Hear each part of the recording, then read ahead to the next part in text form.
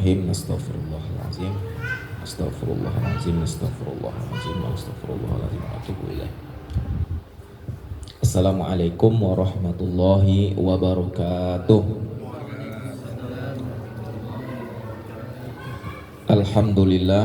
Alhamdulillahilladzi hadana li hadza wa ma kunna linahtadiya laula an hadanallah. Asyhadu an la ilaha illallah wahdahu la syarikalah wa asyhadu anna Muhammadan abduhu wa rasuluhu la nabiyya ba'dah. Allahumma salli ala sayyidina wa nabiyyina Muhammad wa ala alihi wa sahbihi wa sallim tasliman katsira wa kum bina wa bil mu'minina raufur rahima. Allahumma faqihna fid din wa alimna at-ta'wil.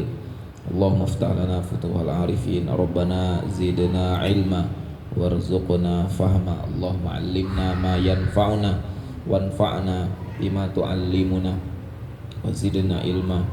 Subhanaka la ilma lana illa ma 'allamtana innaka antal alimul hakim. La haula wa la quwwata illa billahil aliyyil azim. Hadirin hadratul muhtaramin, asatizah, guru-guru, bapak-bapak, adik-adik semuanya, kita alhamdulillah bersyukur kepada Allah diberikan kesempatan untuk sama-sama terus belajar membaca nasihat-nasihat yang sudah ditulis oleh para ulama, yang dikutip dikumpulkan oleh Al-Imam Ibnu Hajar Al-Haytami dan disyarah oleh Syekh Nawawi Al-Bantani. Pada pertemuan lalu kita sudah membahas makalah yang ke-6 ya. Nasihat dari sahabat Nabi Abdullah ibn Mas'ud. Beliau diriwayatkan pernah menyatakan suatu pernyataan seperti ini. Kata beliau, betapa banyak orang yang sedang dalam istidraj sedangkan dia penuh dengan nikmat. Istidraj artinya orang yang sedang diangkat tapi untuk meninggikan tempat dia jatuh. Kalau jatuhnya dari tempat yang rendah kan nggak sakit. Biar sakit jatuhnya dari tempat yang tinggi. Itu namanya istidraj. Tidak diberikan teguran, dibiarin, banyak anugerah yang didapat. Dia tetap bermaksiat, dia tetap melakukan kezaliman, tapi hidupnya sukses selalu. Nah, itu namanya istidraj. Jadi kata beliau, banyak orang yang sedang di istidraj sedangkan dia penuh dengan kenikmatan, hidupnya aman-aman saja. Tapi itu hanya sementara waktu, akan datang waktunya dia jatuh gitu. Yang kedua, beliau mengatakan betapa banyak orang sedang diuji, di saat yang sama sanjungan banyak datang ke dia. Dia dipuji, disanjung, dimuliakan, padahal sebenarnya dia sedang dalam ujian, sedang difitnah. Terakhir, betapa banyak orang yang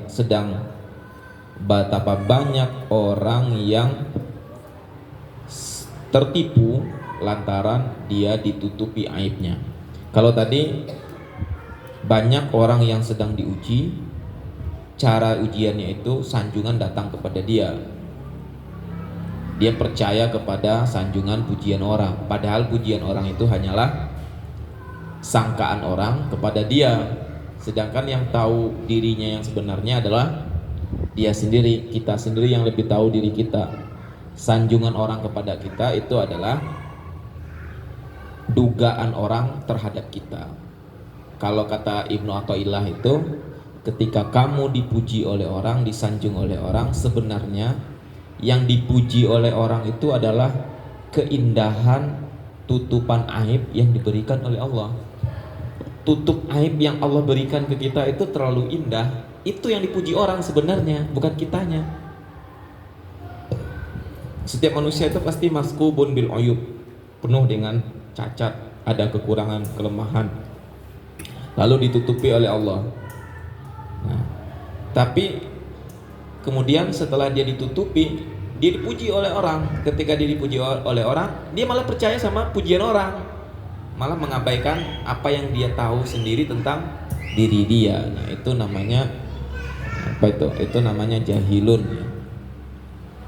Yang terakhir kata beliau, betapa banyak orang yang tertipu sebab Allah menutupi dia, ditutupi kekurangannya, ditutupi kelemahannya, ditutup aibnya, sehingga dia merasa aman-aman saja, padahal itulah yang membuat dia tertipu.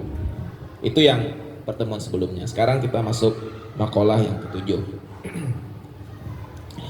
Bismillahirrahmanirrahim. Wa an Dawud an-Nabi alaihi salamu. Ini diriwayatkan dari Nabi Daud. Kalau di bahasa Eropa itu David ya. Dikenalnya Daud itu David, bapak dari King Solomon, Nabi Sulaiman. Beliau diriwayatkan ungkapan pernyataan dari beliau bahwa beliau pernah mengatakan begini. Diwahyukan di dalam kitab Zabur, yaitu hakun alal aqil alla yashtaghila illa bitalasin. Kewajiban bagi orang yang memiliki akal sehat. Nah, kalau dalam bahasa Arab, kalau ada hakun ala artinya kewajiban. Kalau ada hakun li atau hakun lahu itu artinya hak.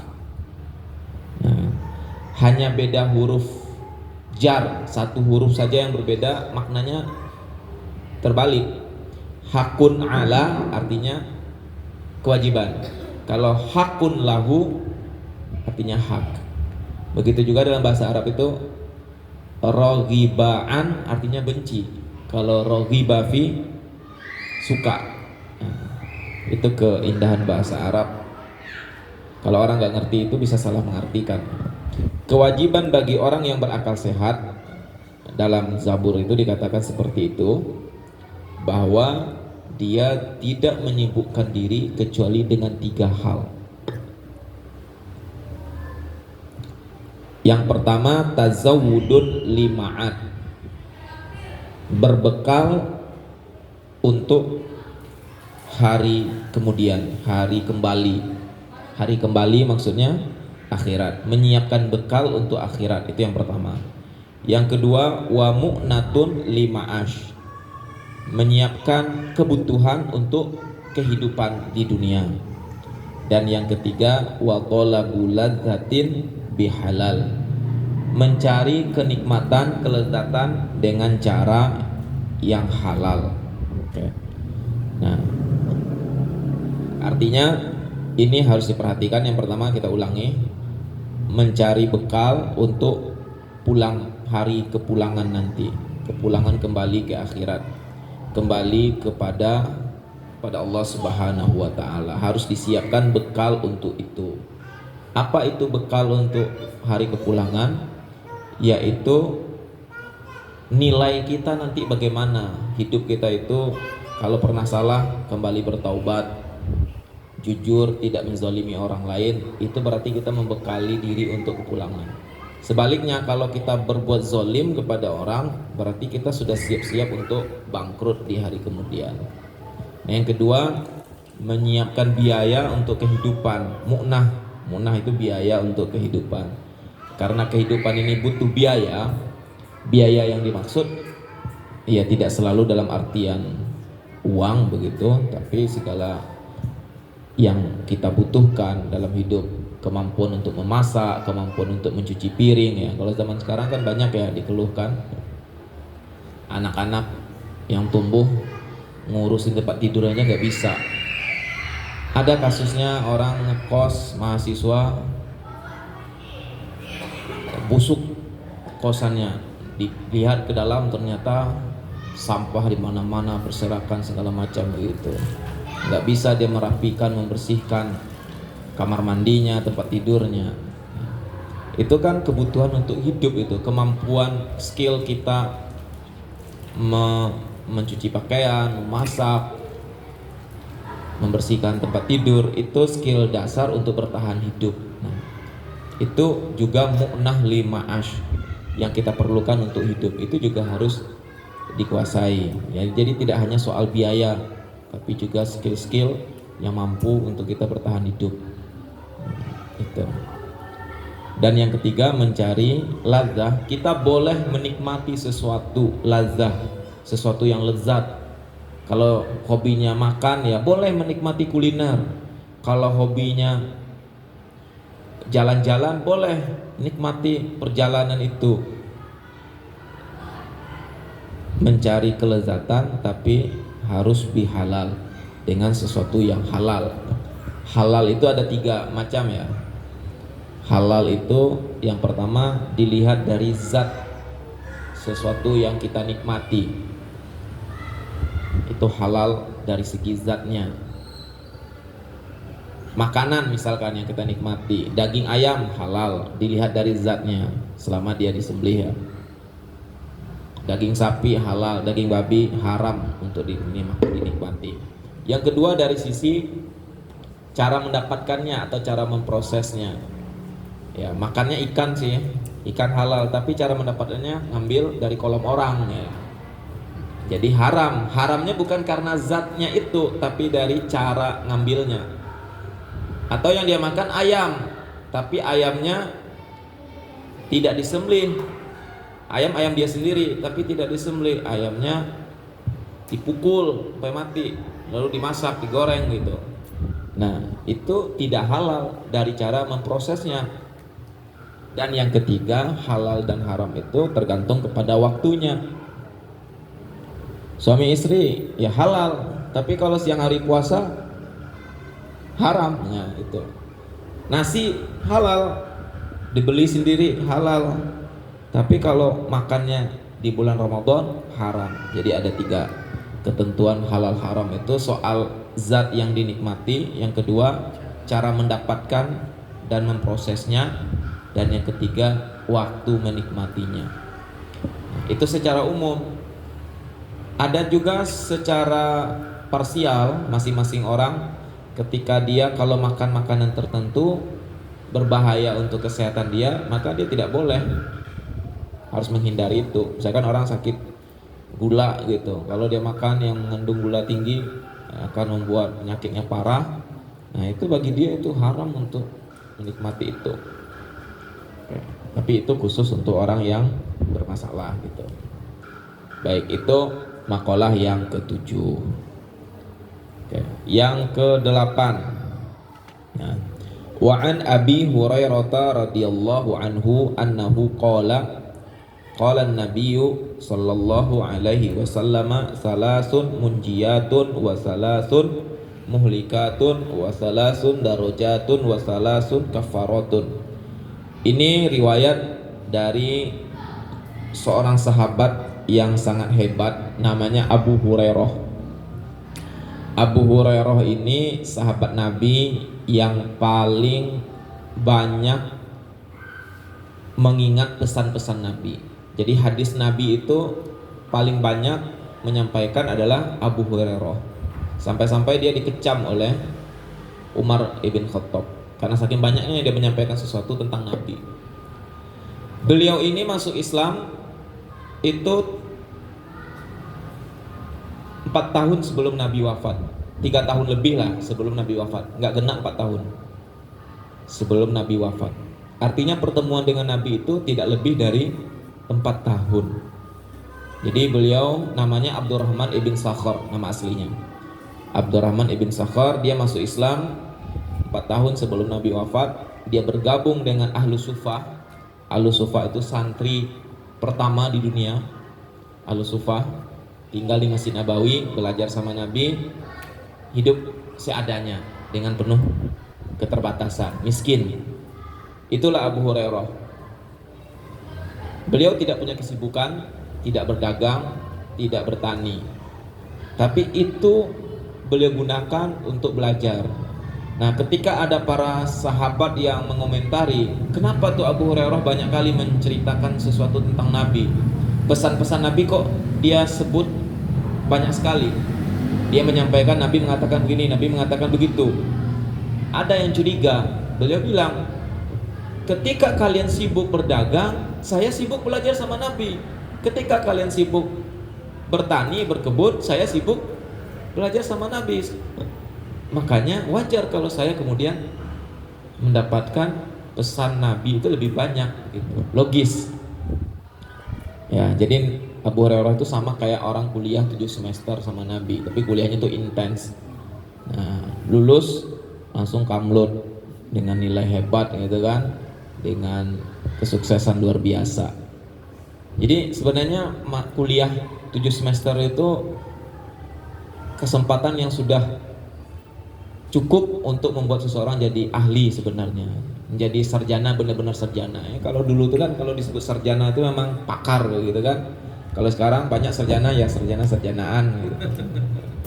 Ya itu realitasnya kayak gitu sekarang. Kalau dulu tuh sarjana, para sarjana itu sesuatu yang wah gitu, mewah banget gitu. Sekarang enggak. Ada sarjana hukum membedakan hukum pidana, hukum perdata aja nggak ngerti gitu. Mana sarjana hukum gitu kan? Aduh ya Allah. Yang lebih parah itu sebenarnya sarjana di bidang agama. Gini loh, kenyataan dalam kehidupan kita itu, orang kalau yang berbicara itu adalah sarjana kedokteran, sarjana kesehatan, sarjana psikologi, orang lebih percaya ilmu dengan apa yang dia sampaikan dibanding kalau dia itu sarjana di bidang agama, dia menyampaikan soal agama lebih sulit dipercaya dibandingkan orang sarjana di bidang kedokteran, psikologi, ilmu matematik gitu, ilmu-ilmu pasti. Sedangkan kalau sarjana di bidang agama itu lebih sulit untuk dipercaya. Kenapa? Ya pertama karena bidang agama itu luas sebenarnya, nggak bisa sederhana mempelajarinya gitu. Ya itu kenyataan. Nah, dari Abu Hurairah ini kita belajar beliau tidak sampai 4 tahun belajar sama Nabi dan berhasil begitu. Artinya waktu 7 semester itu sudah sangat cukup untuk membuat seseorang jadi ahli. Nah, tapi beliau kelebihannya itu, beliau punya semangat belajar yang tinggi, Nabi pun mengajarinya dengan baik. Akhirnya bertemulah dua keinginan yang mulia, keinginan untuk mengajarkan, keinginan untuk belajar. Kalau sekarang enggak, ada giliran dosennya yang semangat ngajar, mahasiswanya malah bilang lama banget ini, kapan nih keluarnya gitu. Giliran ada mahasiswa yang semangat, dosennya jarang masuk ya. Nah, itulah. Nah, Abu Hurairah ini menyampaikan bahwa Rasulullah Shallallahu Alaihi Wasallam pernah berpesan, kata Nabi, ada 3 hal yang menyelamatkan manusia, ada 3 hal juga yang mencelakakan manusia, ada 3 hal juga yang merupakan derajat kemuliaan, dan ada 3 hal yang merupakan penutup dosa, atau penghapus dosa. Apa itu? Ada 4 hal nih. Yang pertama tentang al-munjiyat, hal-hal yang menyelamatkan manusia. 1, kata beliau, fa khasyatullahi ta'ala fis sirri wal alaniyati. Yang menyelamatkan orang yang pertama adalah adanya rasa takut kepada Allah, baik dalam sendiri maupun dalam keramaian, baik dalam sir maupun dalam keadaan diperhatikan oleh orang. Nah, ini logis sekali ya. Kalau kita merasa di setiap sudut tempat kita berada ada CCTV, pasti kita nggak mungkin mau berbuat aneh-aneh, karena nanti akan terlihat dari CCTV. Nggak berani kita, takut kita kan. Tapi kalau kita tidak merasa ada CCTV dan ada kesempatan untuk berbuat hal yang jahat dan ada keinginan juga, tentu sangat mungkin untuk melakukan itu. Nah, orang kalau setiap waktu dia punya rasa takut kepada Allah, dia sadar bahwa Allah akan memperhitungkan setiap yang dia lakukan, maka perasaannya itu lebih dari sekedar dia disorot oleh CCTV. Maka wajar kalau kemudian itu menyelamatkan dia, karena dia tidak akan berani untuk berbuat yang terlarang karena ada rasa takut tadi. Nah, pada dasarnya manusia itu punya rasa takut itu. Makanya orang kalau pertama kali berbuat maksiat itu pasti perasaannya deg-degan, cemas, takut akan seperti itu. Itu fitrahnya manusia. Tapi kalau sudah sering bermaksiat, diulang lagi, lama-lama rasa takut itu terkikis habis, sehingga nggak ada lagi rasa deg-degan ketika berbuat maksiat.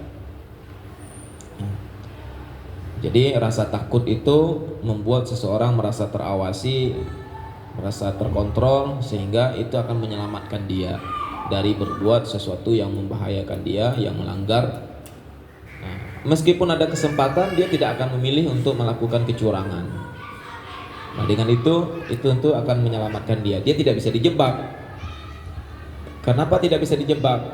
Karena dia tidak melakukan kecurangan itu bukan karena orang lain, tapi karena kesadaran dia selalu diawasi oleh Allah Subhanahu wa taala. Jadi wajar takut kepada Allah itu baik dalam keadaan sendirian maupun keramaian, membuat seseorang selamat. Nah, yang kedua yang membuat seseorang selamat itu adalah al-qasdu fil faqri wal ghina. Hidup sederhana. Qasdi itu kalau diterjemahkan dalam bahasa Arab sekarang itu dari kata qasdu, sederhana. Dari akar kata ini diterjemah di ada bahasa iqtasada yaqtasadu iqtisadan, artinya ekonomi. Kuliatul Iqtisad, fakultas ekonomi. Nah, kalau kita naik kereta ada kereta ekonomi, ya. Nah, jadi qasdu itu artinya ekonomis, ya. Hidup ekonomis baik dalam keadaan fakir, dalam keadaan kurang, maupun dalam keadaan berkecukupan. Nah, itu juga membuat seseorang selamat. Dan itu sangat logis. Kalau kalian punya banyak uang, ya, apa yang diinginkan langsung dibeli, diperturutkan. Tentu hanya dalam waktu yang sebentar apa yang dimiliki jadi habis, ya, kere lagi, miskin lagi gitu. Nah, tapi kalau dia hidup sederhana, baik dalam keadaan fakir maupun dalam keadaan berkecukupan, maka hidupnya akan stabil dan itu menyelamatkan. Nah, jadi ajaran Nabi itu, ya. Di hadis lain dikatakan wala'ala maniktasada, dan tidak ada dan tidak akan berkekurangan orang yang hidupnya ekonomis. Ekonomis itu bukan pelit, ya, bukan, tapi mengatur prioritas. Kalau dalam bahasa orang sekarang itu hidup ekonomis, ya, hidup ekonomis. Dan itu jadi tren dalam generasi Gen Z sekarang. Itu jadi tren, tapi bagi kalangan-kalangan tertentu saja, kalangan yang terdidik mungkin, ya. Nah, karena hidup minimalis, ya. Karena semakin banyak yang dimiliki tidak minimalis, maka akan semakin banyak yang diurus. Semakin banyak yang diurus berarti semakin banyak masalahnya. Semakin banyak masalah, semakin banyak yang membuat gangguan mental. Nah, jadi sakit gitu. Kalau banyak yang membuat mental kita terganggu, ujung-ujungnya adalah sakit. Maka hidup minimalis itu sesuatu yang bagus, menyelamatkan seseorang. Dan kalau kita lihat, ya, kehidupan Nabi kan ada tuh replika rumah Nabi, itu sangat sederhana sekali. Kalau kita baca hadis Nabi itu saking minimalisnya rumah beliau sholat tahajud, pas mau sujud kakinya Sayyidah Aisyah digeser dulu, diangkatin dulu, ditegakin gitu, sehingga beliau sujud di situ. Berarti kan terbatas banget ruangan untuk sholat di rumahnya, Insya Allah, ya. Itu apa, ya, sesuai dengan kondisi rumah di masa itu, gitu, ya. Ntar gara-gara dengar ini tiba-tiba besok buat gubuk aja kan. jadi kenapa begitu? Karena kemarin Ustadz di masjid cerita Nabi kayak gitu, ya, berubah jadi gubuk. Bahaya ini. Ntar ada dituduh ini korban judul kayaknya ini. Ya, itu sesuai dengan kondisi zamannya juga, begitu kan. Di samping itu Nabi minimalis, tapi minimalisnya itu ya sesuai dengan kondisi zamannya itu juga. Karena material untuk pembuat bangunan juga belum ada di masa itu, gitu, ya. Masjid Nabawi itu sendiri belum punya lantai dulu. Jadi orang kalau sholat di Masjid Nabawi, ya ada yang pakai sepatu, pakai sandal, ada yang nggak pakai alas kaki, ya gitu.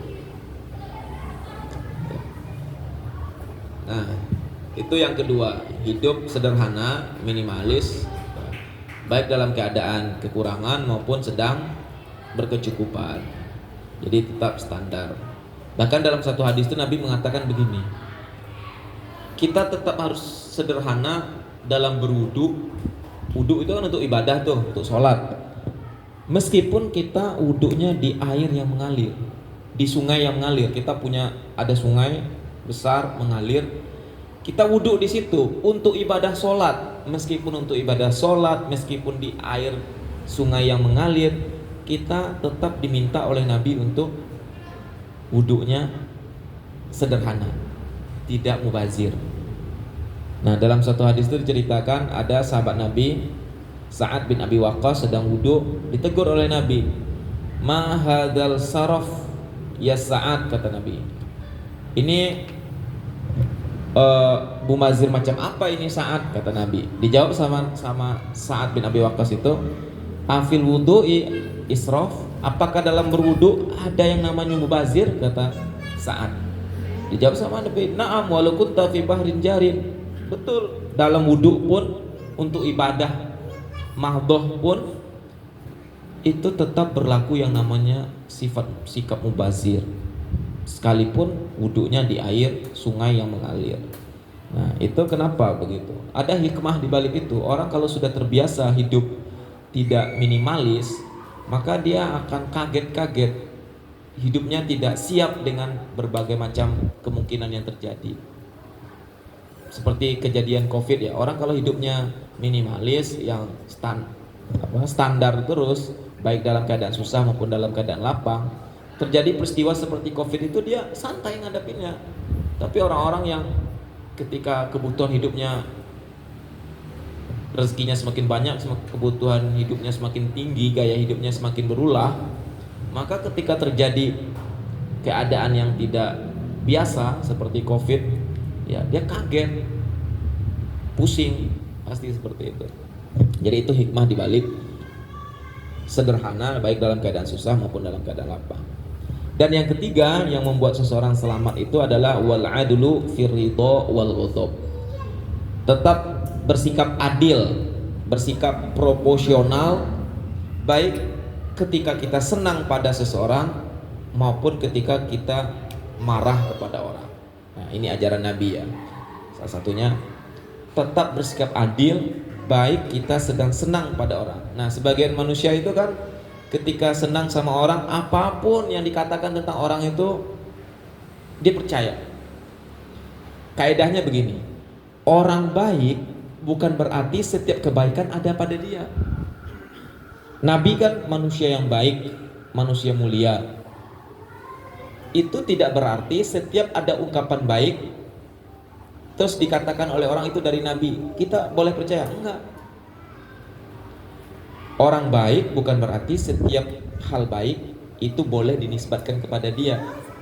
Begitu juga sebaliknya, orang buruk, kita tahu ada orang penjahat, tidak berarti setiap keburukan boleh dinisbatkan kepada dia. Nah, itu adil namanya. Saya pernah baca di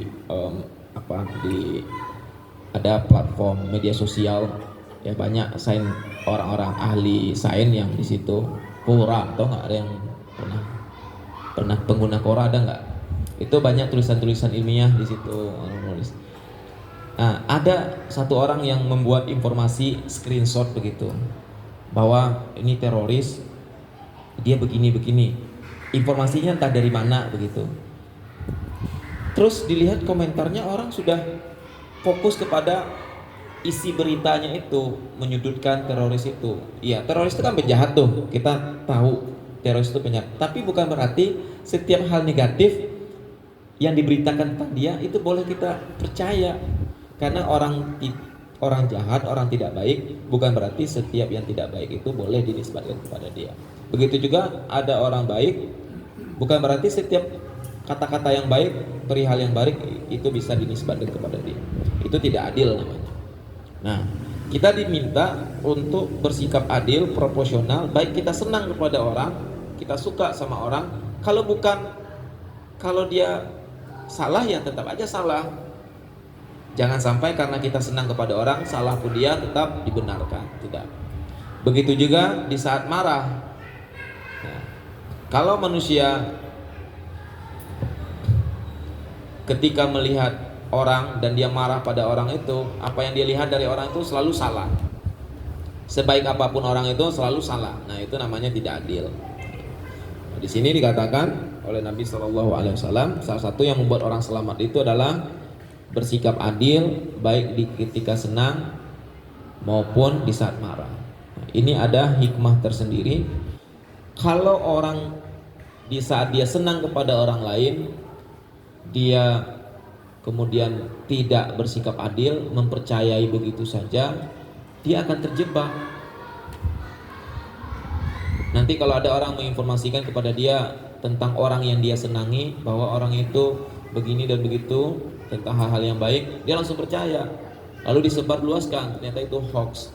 Nah, begitu juga ketika kita tidak adil kepada orang yang kita sedang marah, terus ada orang yang menginformasikan, si Anu itu jahat loh, melakukan ini loh kemarin, kita langsung percaya. Nah, itu tidak adil. Bahkan kalau di Al-Quran itu dikatakan walau ala anfusikum, berbuat adil itu walaupun terhadap diri sendiri juga harus adil. Awil walidaini wal aqrabin, begitu juga kepada ibu bapak dan karib kerabat. I'dilu huwa aqrabu littaqwa, kata di dalam Al-Quran dikatakan seperti itu. Berbuat adil lah, karena adil itu lebih dekat kepada ketakwaan.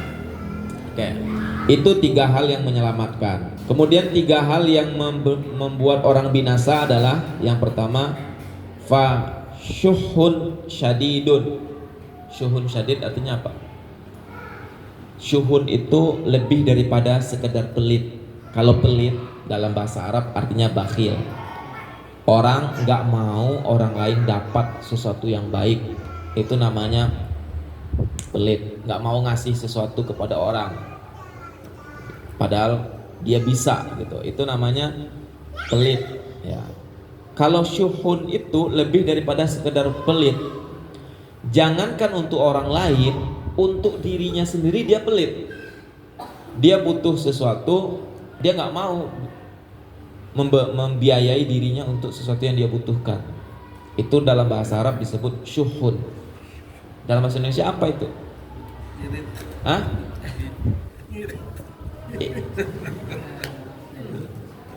Sampai-sampai nutrisi untuk tubuhnya saja nggak mau dia, padahal dia butuh untuk itu. Jangankan untuk orang lain, untuk dirinya sendiri, ya, gitu ya. Tapi ada juga orang memang dia mempedulikan orang lain, dia ngorbanin dirinya, ada yang kayak gitu. Nah, itu bukan syuhun. Dia membantu orang, dengan dia membantu orang, untuk dirinya menjadi kurang gitu. Dia prioritaskan orang lain. Ada yang kayak gitu. Kayak orang Ansor dulu kan memprioritaskan muhajirin, sampai-sampai dia mengorbankan rumahnya, dagangannya untuk kaum muhajirin. Itu bahkan ada diceritakan orang Ansor itu ngajak makan orang muhajirin, makanannya terbatas supaya tidak terlihat bahwa dia tidak makan, lampunya dimatiin. Ketika mau makan itu lampu dimatiin. Jadi ya tamunya ini makan, dianya pura-pura makan padahal dia nggak makan, sampai segitu. Ya itu bukan pelit ya namanya, itu memprioritaskan orang lain. Memprioritaskan orang lain kalau dalam ibadah tidak boleh. Kaidahnya al-itharu fil qurabi makruhun. Mendahulukan orang lain dalam perkara ibadah itu makruh. Nah, kalau kita sholat nih, misalkan ada saf kosong di depan, kita prioritaskan orang yang maju, itu makruh hukumnya. Jadi kalau dalam perkara ibadah memprioritaskan orang lain itu makruh, apapun ibadahnya. Tapi kalau di luar ibadah itu tergantung kondisinya. Jika kita memprioritaskan orang lain mengantarkan kita melakukan yang haram, itu jadi haram. Tapi jika kita memprioritaskan orang lain di luar ibadah dan itu tidak membuat kita mengapa-ngapa, tidak apa-apa, maka itu sunnah. Oke. Nah, pelit dan kikir, mungkin ya, kikir itu semua pelit sama ya. Nah, yang berlebihan ya, bukan sekadar irit ya. Ini kalau irit masih normal lah, irit gitu kan. Nah, itu membinasakan. Karena orang yang kikir itu, yang syuhun itu, nanti akan muncul sifat iri kepada orang lain. Kenapa begitu? Orang kalau pelit kepada orang lain, maka jangan dia tidak mau memberi orang lain, dia pelit banget kepada orang lain misalkan. Maka ketika orang lain itu dapat sesuatu yang dia suka, entah dapat nikmat tertentu, dia merasa terganggu dengan itu. Padahal yang ngasih bukan dia, orang lain gitu. Dia yang terganggu. Nah, itu. Jadi efeknya seperti itu. Kalau orang pelit itu, pelit banget, akan merusak mental dia akan mudah iri kepada orang. Kalau dia mudah iri kepada orang, nanti akan mudah ngomongin orang. Kalau mudah ngomongin orang akan berpikir, kalau di depan saya dia ngomongin si A, jangan-jangan nanti kalau dia di depan si A ngomongin saya gitu. Kan gitu kaidahnya. Orang yang berani ngomongin orang lain kepada kita, ngomongin keburukan orang lain kepada kita, itu berarti dia juga berani ngomongin kita kepada orang lain. Ya, apa bedanya gitu kan? Nah, gitu. Yang kedua, yang membuat orang binasa itu adalah hawan muttaba. Hawa nafsu yang terus diikuti. Maunya gimana diikutin.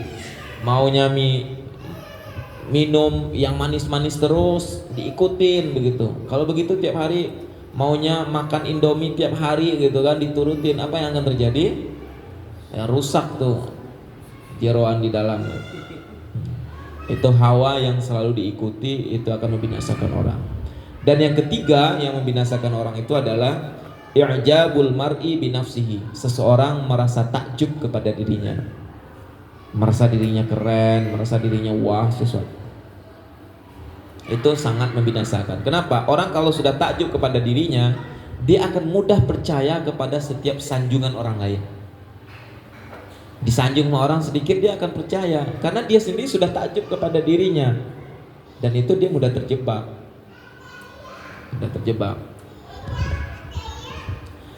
Kemudian wa ammat darajat, adapun tingkatan kemuliaan ada 3. Yang pertama ifsya'us salam. Orang itu derajat kemuliaannya akan meningkat. Yang pertama ketika dia ifsya'us salam. Ifsya itu artinya menebarkan, as-salam artinya kedamaian. Orang yang menebarkan kedamaian itu baik dengan kata-katanya, dengan sikapnya, dengan perilakunya, maka itu akan membuat nilai dia akan naik.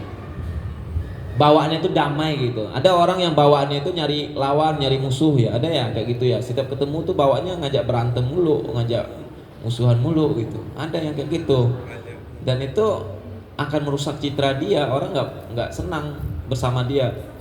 Tapi sebaliknya, kalau orang bawaannya damai terus, kita ketika bertemu, ketika ada masalah dia bawaannya damai terus, itu pasti orang seperti itu akan disenangi. Itu namanya ifsya'us salam, menebarkan kedamaian. Yang kedua, wa it'amut ta'am, memberikan makan kepada orang yang membutuhkan makanan. Nah, jangan dikira itu pengemis butuh makanan ya. Ada banyak kasus orang ngasih makanan kepada pengemis ditolak, duitnya aja, nggak usah makanannya. Karena makanannya lebih elit daripada itu, daripada yang dikasih itu. Dia ngemis sehari nggak punya modal, banyak dapatnya. Makanannya makanan yang mewah. Ada cerita sopir angkot, pagi-pagi dia baru narik angkot, numpanglah seorang pengemis, naik ke angkot dia. Nanti baru berapa kali narik, baru tengah hari si pengemis ini udah balik. Ditanya, naik angkot dia lagi, dapat berapa kamu? Baru 300.000 katanya. Tukang angkot ini, sopir angkotnya dari pagi baru 100.000 aja belum. Wah, besoknya apa yang terjadi? Besoknya yang terjadi adalah angkotnya diparkir. Kenapa diparkir? Ganti profesi. Kalau begini mah lebih baik jadi pengemis aja daripada narik angkot gitu. Nah, itu bahayanya ya pengemis. Dan itu banyak terjadi peristiwa seperti itu. Nah, yang diajarkan oleh Nabi itu sering, yang diajarkan di Al-Quran itu sering it'amut ta'am, memberi makan. Ini menunjukkan orang ini membutuhkan makanan. Ya. Kalau soal makanan kita jangan kasih, akan ada istilah orang mengatakan gini, jangan kasih ikannya tapi kasih kailnya. Karena kalau ikannya dikasih, ntar habis dia nggak bisa lagi. Ya itu kalau dia udah kenyang. Kalau dia belum kenyang, dia lapar, mau dikasih modal seberapa pun dia lapar, dia butuhnya sekarang tuh makan gitu. Untuk berpikir pun dia nggak bisa. Nah, jadi kalau soal makanan, soal kelaparan, yang kita kasih itu makanan. Tapi kalau lebih dari itu, iya, yang kita ajarkan itu, yang kita berikan itu adalah ilmu yang bermanfaat.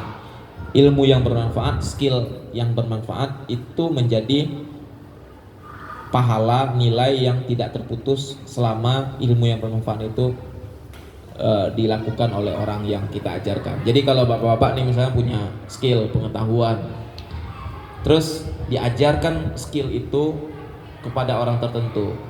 Contoh sederhana, punya skill menjahit misalkan ya, diajarkan orang menjahit, kemudian dia bisa menjahit dan itu jadi modal dia menghidupi keluarga dia, kemampuan dia menjahit itu termasuk ilmu yang bermanfaat, yang kalau bapak nanti meninggal, ilmu itu masih dipakai untuk menafkahi keluarga, itu pahalanya ikut ngalir. Nah, tapi kalau orang lapar, jangan ngajarin menjahit, nggak fokus.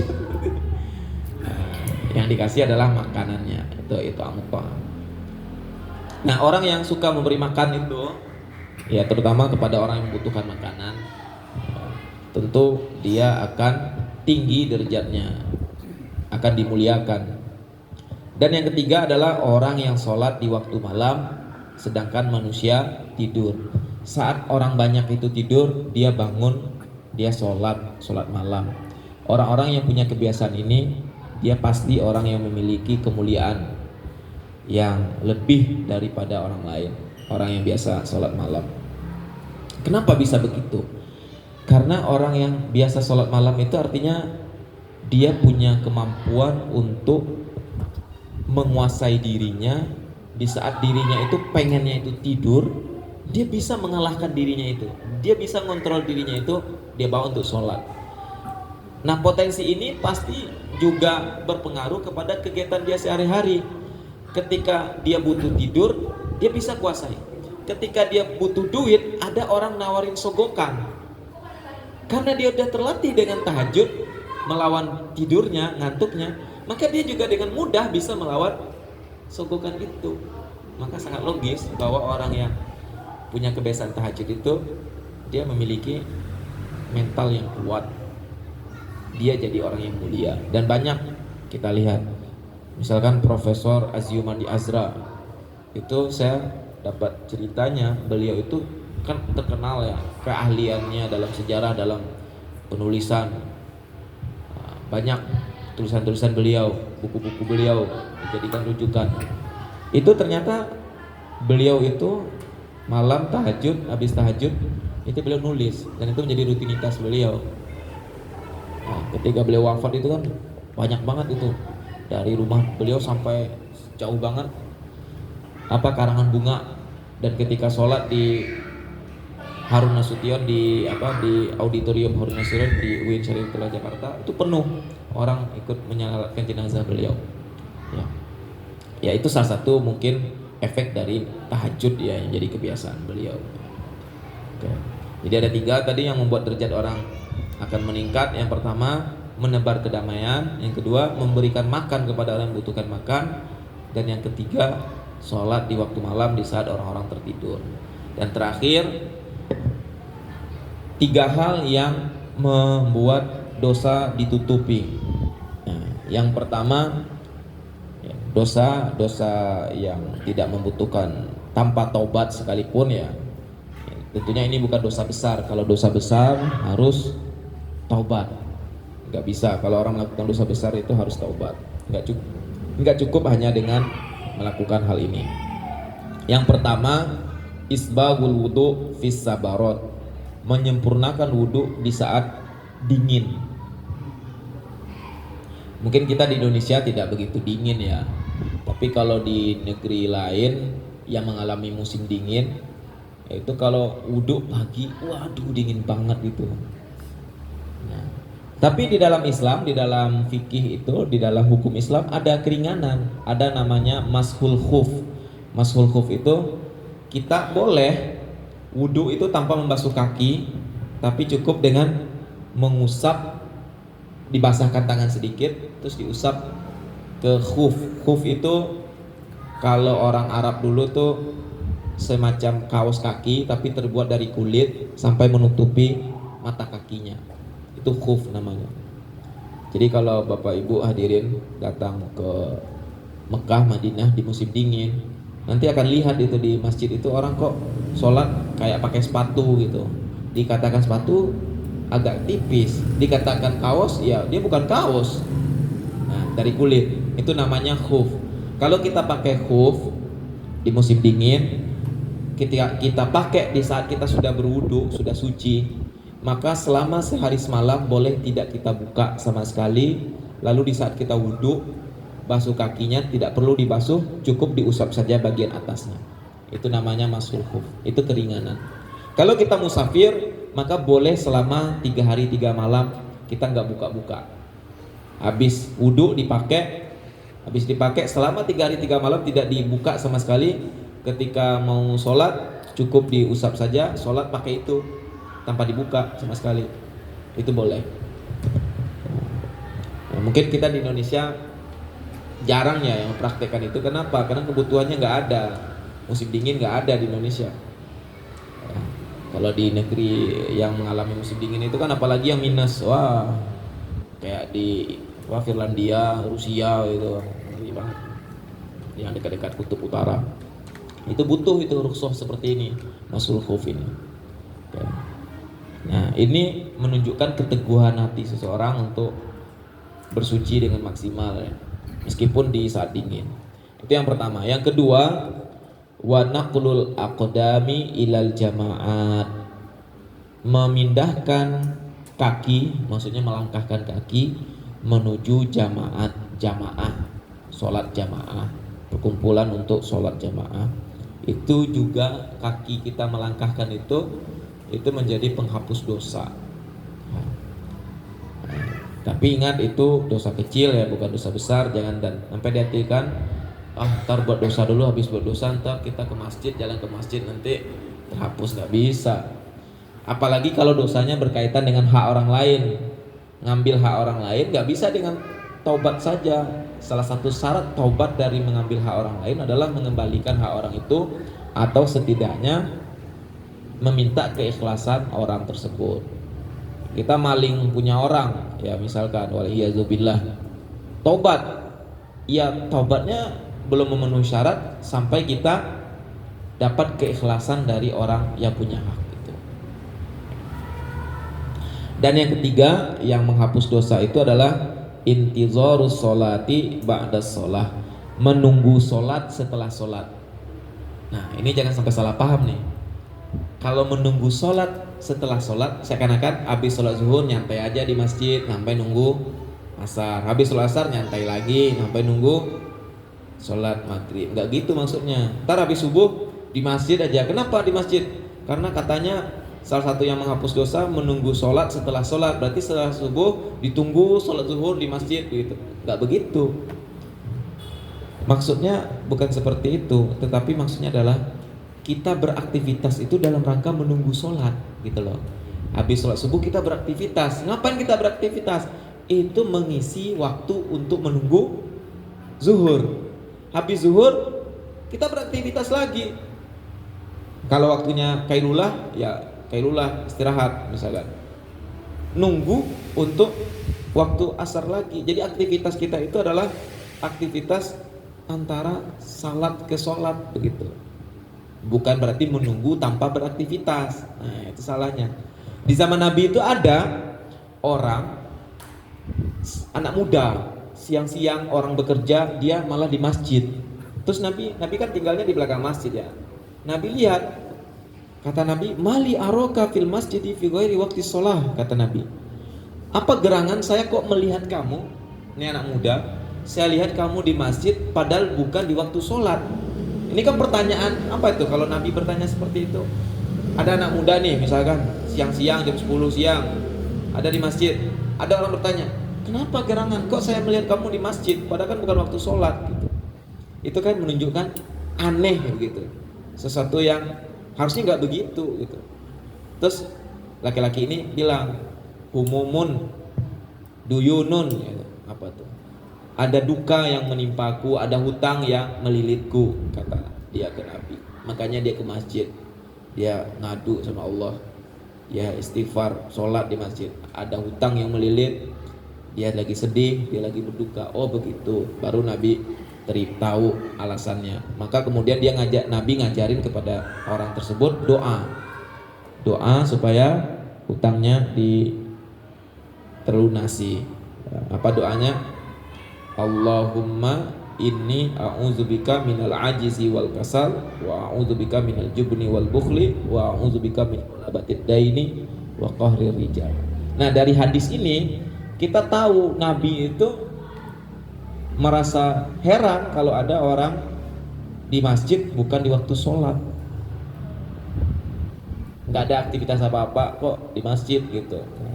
Artinya kalau kita gabungkan dengan kalimat ini, menunggu sholat setelah sholat itu artinya menunggu dengan mengisi waktu dengan kegiatan yang positif, sembari nanti kalau waktunya sholat sudah datang, sholat lagi gitu. Wallahu a'lam bishawab. Baik, silakan kalau ada pertanyaan.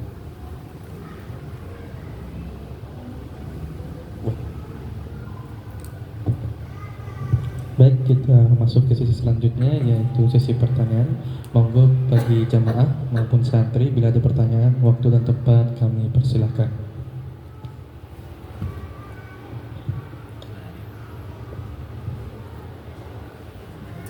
Ada.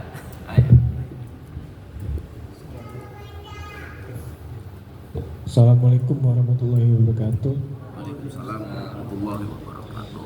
Izin bertanya, Tat.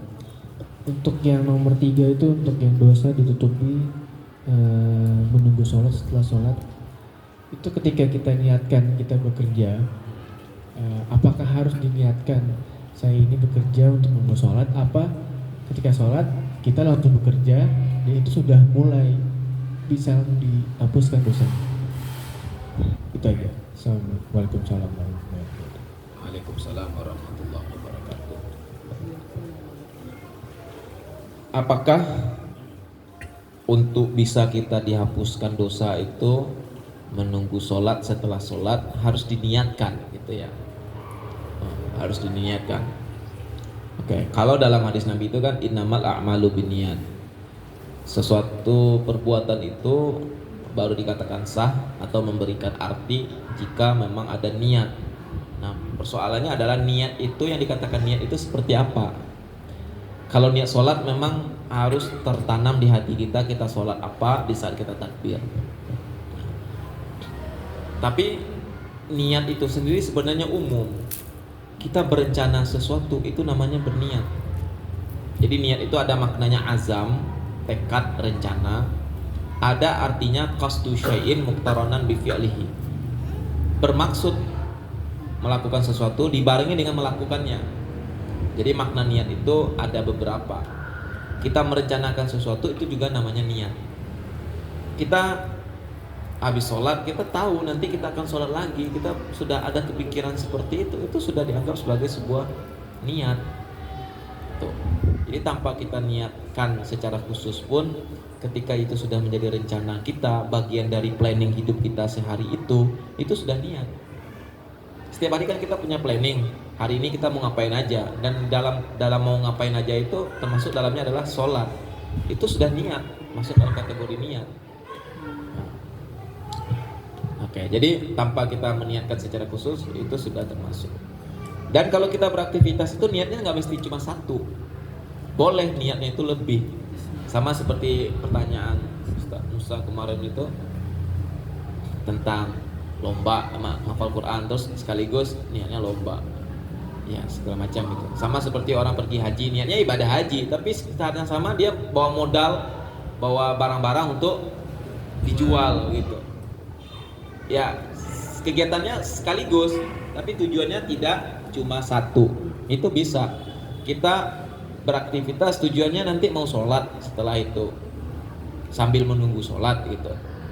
Tujuan yang di saat yang sama kita juga bertujuan menafkahi diri kita supaya kita tidak menjadi orang yang meminta-minta, menafkahi keluarga kita, anak istri, menafkahi yang lain gitu, menafkahi anak yatim, atau mengembangkan ilmu pengetahuan, mengembangkan ekonomi umat, mengembangkan kesejahteraan masyarakat, kesejahteraan ekonomi bangsa misalnya. Di saat yang sama aktivitasnya sama satu, tapi niatnya banyak, itu boleh. Bahkan sholat pun kita bisa niatnya sekali dua. Kita datang ke masjid subuh-subuh, ya kan sunnah sholat tahiyatul masjid. Di saat yang sama kita azan subuh sudah berkumandang, kita juga sunnah sholat sunnah qobliyah subuh atau sholat sunat fajar. Kita sholat satu aja itu sudah mencakup sholat tahiyatul masjid sama juga sholat qobliyah subuhnya. Jadi niat juga tidak cukup, tidak mesti harus satu aktivitas, bisa diniatkan banyak. Wallahu a'lam bishawab. Baik, ada pertanyaan lagi? Santri, ada pertanyaan? Kalau enggak, ya sudah. Ojo, ada.